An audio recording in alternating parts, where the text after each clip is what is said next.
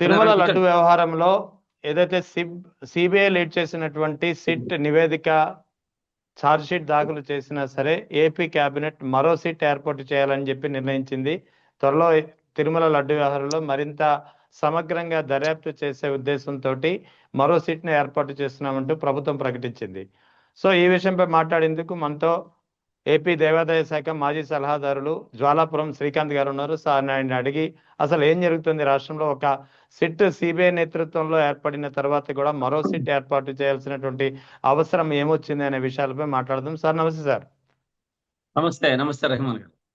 CBI ఆ SIT నివేదికతో కూటమి ప్రభుత్వం సాటిస్ఫై చేయలేనట్టుంది. అందుకే మరో సిట్ ఏర్పాటు చేయాలని చెప్పి కేబినెట్ లో నిర్ణయం తీసుకున్నారు. దీన్ని మీరు ఎలా తీసుకుంటారు, ఏమంటారు? మొదటిగా ప్రజా చైతన్యం టీవీ వీక్షకులకు, మీకు అందరికీ కూడా హృదయపూర్వక నమస్కారాలు. మనకు చూసుకుంటూ పోతే ఈ వ్యవస్థలను మేనేజ్ చేయడంలో చంద్రబాబు గారే సాటి అని చెప్పవచ్చు. ఎందుకంటే ఒక చిన్న విషయం మాట్లాడుకొని మనం ముందుకెళ్దాం. సిట్ సిబిఐకి సుప్రీంకోర్టు ఆదేశంతో సిబిఐ సిట్ పనిచేసి నివేదికలు ఇచ్చాయి. దీంట్లో ఏ జంతు కొవ్వు కలవలేదు, అనిమల్ ఫ్యాట్ కలవలేదు, మరి చేప నూనె కలవలేదు అని ఇచ్చారు. ఇచ్చినా కూడా చంద్రబాబు నాయుడు గారు దీన్ని మళ్ళీ ఒక కమిషన్ వేసి దాని ద్వారా ఈ యొక్క లడ్డులో జంతు కొవ్వు కలిసింది అని చెప్పించాలా అని అనుకుంటున్నాడు. అంటే ఇది ఎంత మాత్రము అయితే చంద్రబాబు నాయుడు గారికి వ్యవస్థలన్నా, ప్రజలన్నా, దేవుడన్నా అతనికి నమ్మకం లేదు అన్నది ఈ విషయం ద్వారా తెలుస్తా ఉంది. ఇటువంటి విషయాలను చంద్రబాబు నాయుడు గారు ఈ యొక్క వ్యవస్థకు సుప్రీం కోర్టు అంటే కూడా నమ్మకం లేదు, సిబిఐ నమ్మకం లేదు, తనేసిన తన సిట్టు మీదే తనకి నమ్మకం లేదు. అంటే చంద్రబాబు నాయుడు గారు అంటే అభద్రతా భావంతో ఉన్నారో, లేకుంటే చంద్రబాబు నాయుడు గారు ఒక డిప్రెషన్ లేకపోయినట్టు ఉంది. ఈ యొక్క అంశాన్ని చూస్తుంటే నేను సూటిగా చంద్రబాబు నాయుడు గారిని అడుగుతున్నా. చంద్రబాబు నాయుడు గారు స్కిల్ డెవలప్మెంట్ కేసులో అప్పటి సిట్టు విచారించి తప్పు తేలిందని చెప్పి వారిని లోపల వేయడం జరిగింది. సిట్టు దాని తర్వాత సిబిఐ సిట్టు రెండు కలిసి ఇప్పుడు స్కిల్ డెవలప్మెంట్ కేసులో ఈడీతో క్లీన్ చీట్ ఇప్పించుకున్నారు. ఇప్పుడు మళ్ళీ నేను క్వశ్చన్ చేస్తున్నా, చంద్రబాబు నాయుడు గారు ఇప్పుడు లడ్డుకైతే ఏ కొత్తగా కమిషన్ వేశారో అదే విధంగా మరి సిబిఐకి ఎంక్వైరీ ఇస్తారా అని సీటుగా ప్రశ్నిస్తున్నా. ఇవ్వండి అని అడుగుతున్నా. అంటే మీకైతే ఒక రూలు, మీకు అనుకూలంగా వస్తే బానే వింటారు, అనుకూలంగా రాకపోతే దాన్ని పరిపరి విధాలుగా మార్చాలని చూస్తారు చంద్రబాబు నాయుడు గారు. దీంట్లో నుంచి ఒక చిన్న విషయానికి వస్తే, చంద్రబాబు నాయుడు గారికి మామూలు చెప్పాం, చట్టం అంటే గౌరవం లేదు, ప్రజలంటే చులకల భావం, దేవుడంటే గౌరవం భక్తి లేని వ్యక్తి చంద్రబాబు నాయుడు గారు. జంతు కొవ్వు లడ్డులో కలిసిందని అపహాస్యంగా, అసందర్భంగా దేవదేవుని లడ్డులో జంతు కొవ్వు కలిసింది అని చంద్రబాబు గారు మాట్లాడినప్పుడు, ఇదంతా ఒక అంశంలో మాట్లాడితే వైవి సుబ్బారెడ్డి గారు దీన్ని నిగ్గు తేల్చండి అని కోర్టులో ఆశ్రయించినటువంటి వ్యక్తి వైవి సుబ్బారెడ్డి గారు. అంటే దేవదేవుని రాజకీయానికి వాడుకుంటున్నారు అని. సిబిఐ నేతృత్వంలో సిట్టు విచారణ జరిపి జంతు కొవ్వు లేదని పవన్ కళ్యాణ్ గారు ఫిష్ ఆయిల్, మరి ఈయన తానా అంటే ఆయన తందానా అని ఫిష్ ఆయిల్ కలిసిందని ఇంకోటి ఎక్స్ట్రా చెప్పారు. ఆయన చెప్పి దీన్ని పంది మాంసము, మళ్ళీ లోకేష్ బాబు గారు పంది మాంసం అన్నారు మన ఎప్పుడో. అంటే ఎంత మన దేవదేవుడైనటువంటి వెంకటేశ్వర స్వామి యొక్క లడ్డులో ఇటువంటి అంశాలను మాట్లాడుతున్నారంటే పదే పదే అబద్ధాలు చెబుతూ ప్రజలను మభ్యపెడుతున్నారు. చంద్రబాబు గారు సిబిఐ సిట్ ఇచ్చిన నివేదికల మీద నమ్మకం లేక మరి ఒక కమిషన్ పేరుతో వారు ఇప్పుడు నిర్వహిస్తున్నారు. అంటే వీళ్ళకు చట్టాలంటే గౌరవం లేదు. ఇటువంటి వ్యక్తికి భారతదేశంలో అత్యున్నతమైన న్యాయస్థానం సుప్రీంకోర్టు, సిబిఐ, ఇది నమ్మకం లేని వ్యక్తి.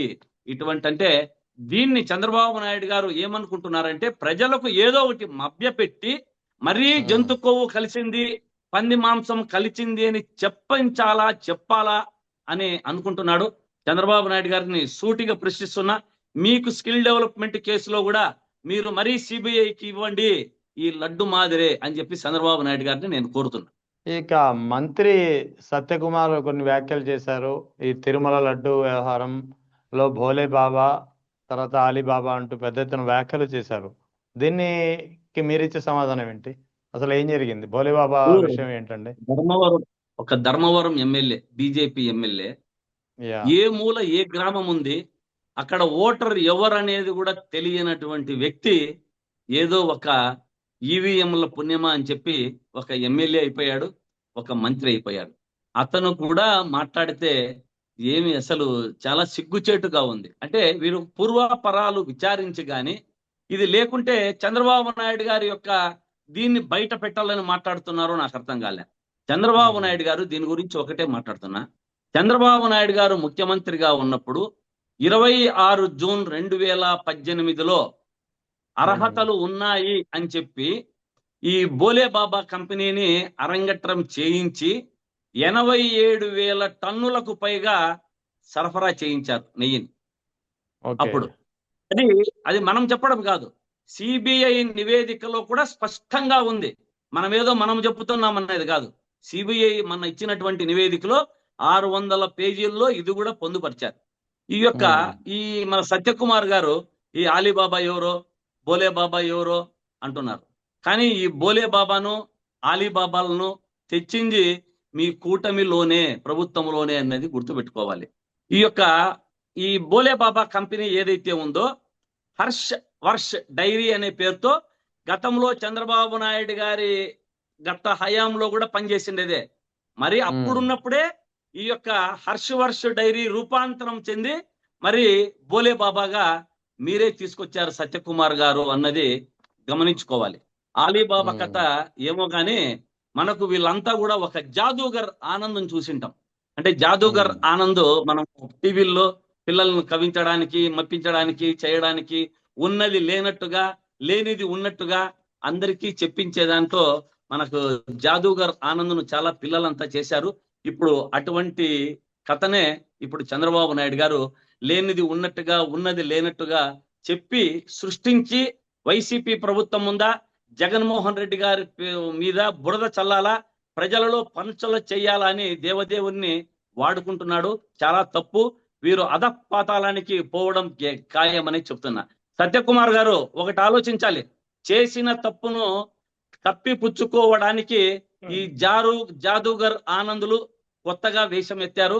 ఆలీబాబా అయినా, బోలే బాబా అయినా, డేరా బాబా అయినా, జాదు ఆనంద్ గర్లైనా కూడా మొత్తం మీ కూటమి ప్రభుత్వంలోనే ఉన్నారు. మీరంతా కూడా ఆలీబాబా, మనకు పాతకాలంలో మనం చేసినాం ఆలీబాబా 40 దొంగలోని, వీరంతా చంద్రబాబు నాయుడు గారు మాట్లాడిన మాటలను సృష్టించి లేనిది ఉన్నట్టుగా ఉన్నది లేనట్టుగా ఈ 40 మంది డేరా బాబాలు మనకు బయటికి ప్రజలకు చెప్పాలని చూస్తున్నారు. ఇవన్నీ కూడా మీరు చెప్పేటివన్నీ అసత్యాలే. ఎవరైనా మీలోనే ఉన్నారంతా కూటమి ప్రభుత్వంలో అనేది వాస్తవం అని నేను తెలియజేస్తున్నాను. సో ఓవరాల్ ఇష్యూ పట్ల హిందువుల మనోభావాలు ఇప్పుడు ఎలా ఉన్నాయి సార్? గతంలో అయితే వాళ్ళ హిందువుల మనోభావాలు గాయపడ్డాయి. ఇప్పుడు ఈ రిపోర్ట్ వచ్చిన తర్వాత ఇప్పుడు హిందువులు ఎలా ఫీల్ అవుతున్నారు? ఈ రిపోర్ట్ వచ్చిన తర్వాత నిజంగా హిందువులు వీరి యొక్క చాలా సార్లు చెప్పుకుంటూ వచ్చా, వీరు ఏదైతే కూటమి ప్రభుత్వంలో అందు ఉన్నారో హిందూ ముసుగులో ఉన్న హిందూ ద్రోహులు వీళ్ళు అని రాష్ట్ర ప్రజలంతా కూడా తెలుసుకున్నారు. ఈ సిట్టును మరీ చంద్రబాబు నాయుడు గారు మార్చడం అంటే సిబిఐ గాని సిట్ గాని సుప్రీంకోర్టు ఇచ్చిన ఆదేశాలను గాని మార్చి మరి ఒక కమిషన్ ను వేసుకొని తనకు అనుకూలంగా రిపోర్టు ఇప్పించుకోవాలనుకున్న విషయంలో రాష్ట్ర ప్రజలందరూ కూడా వారు మాట్లాడిన మాటలకు చాలా నవ్వుతున్నారు, హాస్యాస్పదంగా చూస్తున్నారు. ఇది మనం కాబట్టి ఇటువంటి వారంతా కూడా వాళ్ళకి వారు దిగదార్చుకునే పరిస్థితి వచ్చింది. ఎందుకంటే దేవదేవుడు ఊరికే వదలడు పోయింది. అంటే స్వామివారు వారితో పెట్టుకున్నాక ఎవరైనా సరే వారిని అధపాతాళానికి తొక్కేంత వరకు కూడా వారికి ఈ బుద్ధులు వారే పుట్టిస్తుంటారు, మాట్లాడుతుంటారు. కాబట్టి ఇంకా ఈ స్వామి చూసుకోవాలి. ఈ సిట్ల మీద గానీ, హైకోర్టుల మీద గానీ, సుప్రీంకోర్టుల మీద గానీ వీరికి ఇదే లేదు, అంటే గౌరవం లేదు. కాబట్టి ఇటువంటి వారిని దేవుడే రక్షించాలి, దేవుడే శిక్షించాలి. ఈ రెండు కూడా స్వామివారే చూసుకుంటారని రాష్ట్ర ప్రజలంతా కూడా హిందూ మనోభావాలు దెబ్బతిన్నాయి. వారు బయటకు వచ్చి ఇప్పుడు వీరి ద్వారానే జరిగింది, ఈ కూటమి ప్రభుత్వంలో ఉన్నటువంటి నాయకుల వల్లనే జరిగింది అనేది స్పష్టంగా అందరూ తెలుసుకున్నారు. ఇంకా వీరు దేవుడే శిక్షించే ప్రక్రియ స్టార్ట్ చేశారు, అవుతుంది కూడా అని తెలియజేస్తున్నా. Right sir, thank you sir, thank you very much. Thank you.